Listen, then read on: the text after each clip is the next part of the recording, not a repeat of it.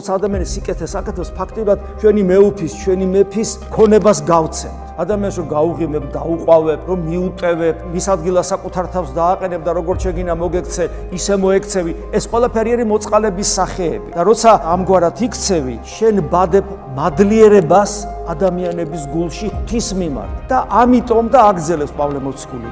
თქვენზე მლოცველნი თავიანთ სიყვარულს არ მოგაკლებენ ღვთის მადლის გამო, ესოდენ უხვათ რომ გარდამოსულა თქვენზე. შენ რომ მოწყალებას გასცემ და სიკეთეს უკეთებ ადამიანს, ის ადამიანი ინტუიციურად გზნობს რომ მადლის მიერ უკეთებ ამ სიკეთეს, თვითონ ხდება მადლიერი ღვთისა და შენი და ხდება შენზე მლოცველი მუდამ. შენი გულშემატკივარი. ამგვარი ერთობა ჩვენს სულიერ ერთობასაც ქრისტეს მისტიკურ სხეულში განამტკიცებს, ვიწყებთ ერთმანეთისათვის ლოცვას, ერთმანეთზე ზრუნვას და ესე იკვრება ის სიყვარულით სავსე ერთობა, რომელსაც ქრისტეს მისტიკური სხეული ქვია.